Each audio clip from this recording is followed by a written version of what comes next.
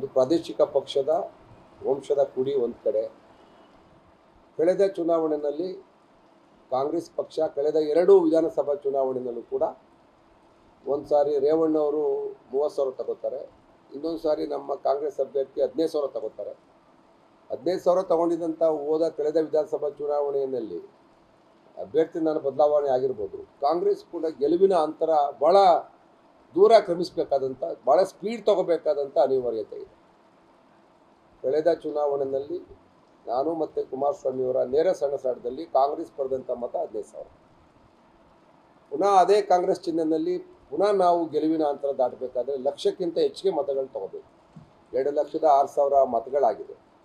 1 ಲಕ್ಷಕ್ಕಿಂತ ಹೆಚ್ಚಿಗೆ ಮತಗಳನ್ನ ತಗೊಂಡ್ರೆ ಗೆಲ್ಲೋದಕ್ಕೆ ಸಾಧ್ಯ ಆಗುತ್ತೆ. 110, 120 ಈ ರೀತಿ ಮತ ತಗೋಬೇಕು. ನಾನು ಇಲ್ಲಿವರೆಗೂ ತಗೊಂಡಿರೋ ಮತ ಕೇವಲ ಎಲ್ಲ ಚುನಾವಣೆಗಳಲ್ಲೂ 80,000. ನಾನು ಅತಿ ಹೆಚ್ಚು ಮತ 85,000 ತಗೊಂಡಿದ್ದೀನಿ.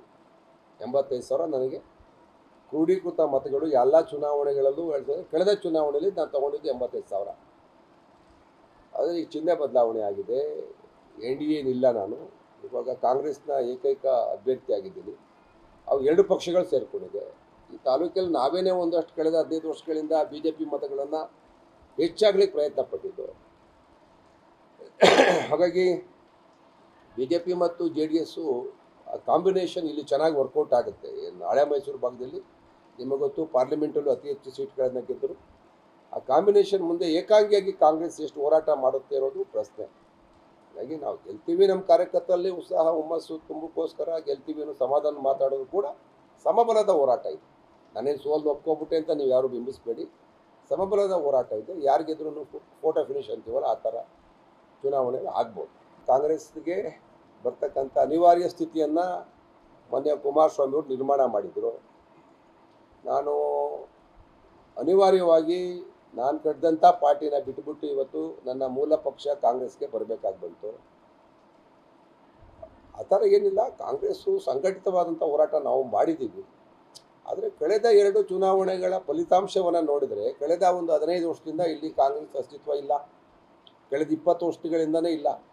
ನಾನು ಗೆದ್ದುದು ಬಿಟ್ಟರೆ ಕಾಂಗ್ರೆಸ್ಸಿಂದ, ಅದಾದ ನಂತರ ಕಾಂಗ್ರೆಸ್ನ ಅಭ್ಯರ್ಥಿ ಯಾರೂ ಇಲ್ಲಿ ಗೆದ್ದಿಲ್ಲ. JDS ವರ್ಸಸ್ BJP ಅನ್ನೋ ಥರನೇ ಬಂತು.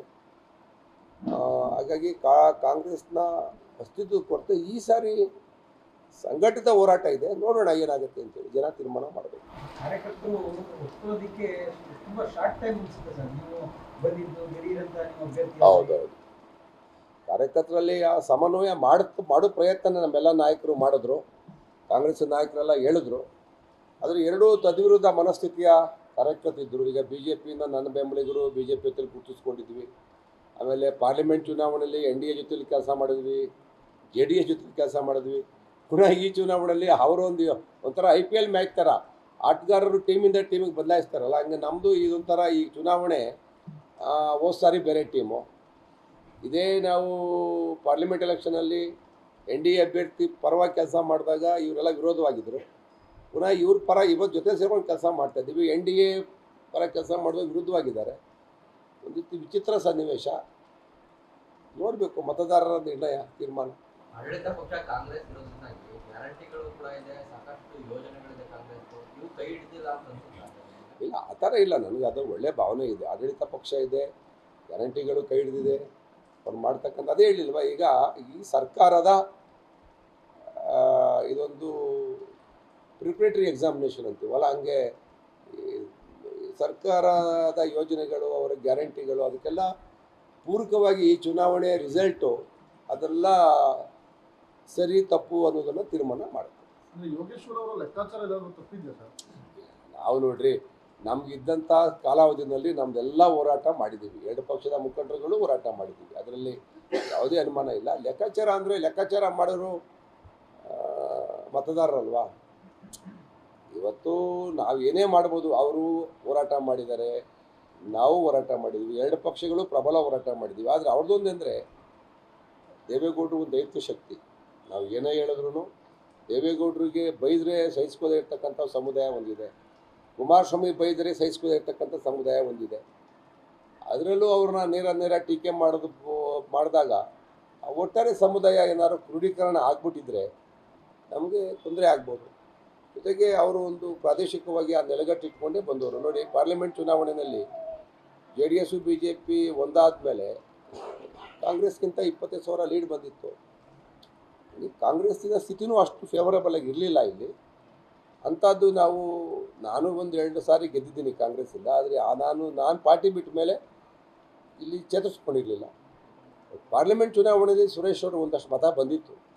ಅದು ಬೇರೆ ಬೇರೆ ಕಾರಣಕ್ಕೆ ದೇವೇಗೌಡರ ವಿರೋಧಿ ಮತ ಹಾಕ್ತಿರೋಲ್ಲ ಸುರೇಶ್ಗೆ ಹಾಕಿರ್ತಾರೆ. ಪಾರ್ಲಿಮೆಂಟ್ ಚುನಾವಣೆ ಬೇರೆ, ವಿಧಾನಸಭಾ ಚುನಾವಣೆ ಬೇರೆ, ಇದು ಉಪಚುನಾವಣೆ. ಏನು ಆತ್ಮವಿಶ್ವಾಸ ಏನು ಕುಗ್ಗಿಲ್ಲ. ಪೊಲಿಟಿಕಲ್ ಅನಾಲಿಸಿಸ್ ಮಾಡುವಾಗ ಸಮಾನವಾಗಿ ನಾವು ಯೋಚನೆ ಮಾಡಿದಾಗ ಈಗೂ ಆಗಿರ್ಬೋದು. ಯೋಗೇಶ್ವರು ಸೇರ್ತಾರೆ, DK ಶಿವಕುಮಾರ್ ಸೇರ್ತಾರೆ, DK ಸುರೇಶ್ ಸೇರ್ತಾರೆ, ಬಾಲಕೃಷ್ಣ ಸೇರ್ತಾರೆ. ನಾವೆಲ್ಲ ಅದೇ ಸಮುದಾಯ ಆದರೂ ಕೂಡ ಇನ್ನೂ ನಮ್ಮ ಜನ ನಮ್ಮನ್ನು ಸ್ವೀಕಾರ ಮಾಡಿದಾಗ ಅದು ನಾವು ಸಮುದಾಯದ ಲೀಡರ್ ಆಗ್ತೀವಿ. ಇನ್ನೂ ಅವ್ರ ಕುಟುಂಬಕ್ಕೆ ನಮ್ಮ ಸಮುದಾಯ ಅಂಟ್ಕೊಂಡಿದೆ. ನೋಡೋಣ ಈ ಚುನಾವಣೆ ಫಲಿತಾಂಶ ಆದಮೇಲೆ ಏನಾಗುತ್ತೆ.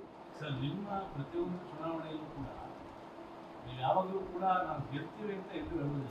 ನೋಡ್ರಿ, ಇದು ಒಂದು ತಂತ್ರಗಾರಿಕೆ ಇಲ್ಲ ರೀ. ನೋಡ್ರಿ, ನಾನು 2 ಚುನಾವಣೆ ಲಾಸ್ಟ್ ಸೋತಿಲ್ವೇನ್ರಿ?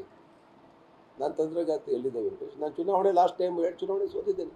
ಸೋಲ್ತೀವಿ ಅಂತಲೇ ಹೇಳಿದ್ದೀನಿ, ಗೆಲ್ತೀವಿ ಅಂತ ಹೇಳಿಲ್ಲ. ನಾನು ಮನಸ್ಸಲ್ಲಿ ಬಂದ ಭಾವನೆಗೆ ಹೇಳಿದ್ದೀನಿ. ಅದು ಹೆಂಗೆ ಬೇಕಾದ್ರೆ ರಿಸಲ್ಟ್ ಆಗ್ಬೋದು. ಈಗ ಲಾಸ್ಟ್ 2 ಚುನಾವಣೆನ ನಾನು ಸೋತೇ ಇದ್ದೀನಿ. ನಾನಿಲ್ಲ ಆ ಚುನಾವಣೆಗಳನ್ನು ಗೆಲ್ತೀನಿ ಅಂತ ಹೇಳಿದ್ದೆ, ಸೋಲ್ತೀನಿ ಅಂತ ಹೇಳಿದ್ದೀನಿ, ಸೋತೂ ಇದ್ದೀನಿ. ನಮ್ಮ ಕಾರ್ಯಕರ್ತರ ಮುಖಂಡರುಗಳಿಗೆ ಈ ಚುನಾವಣೆ ಆದಮೇಲೆ ಈ ಜೂಜು ಪಾಜು ಗ್ಯಾಮ್ಲಿಂಗ್ ಯಾರು ಆಡಬೇಡ್ರಪ್ಪ, ಸುಮ್ಮನೆ ಎಲ್ಲ ಅನಾವಶ್ಯಕವಾಗಿ ಇವೆಲ್ಲ ನ್ಯೂಸೆನ್ಸು, ಕಾನೂನು ವಿರುದ್ಧವಾದಂಥ ವಿಚಾರ ಇವೆಲ್ಲ.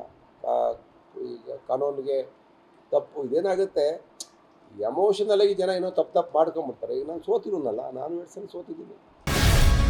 ಗ್ಯಾರಂಟಿ ನ್ಯೂಸ್, ಸುದ್ದಿ ಖಚಿತ, ನ್ಯಾಯ ನಿಶ್ಚಿತ.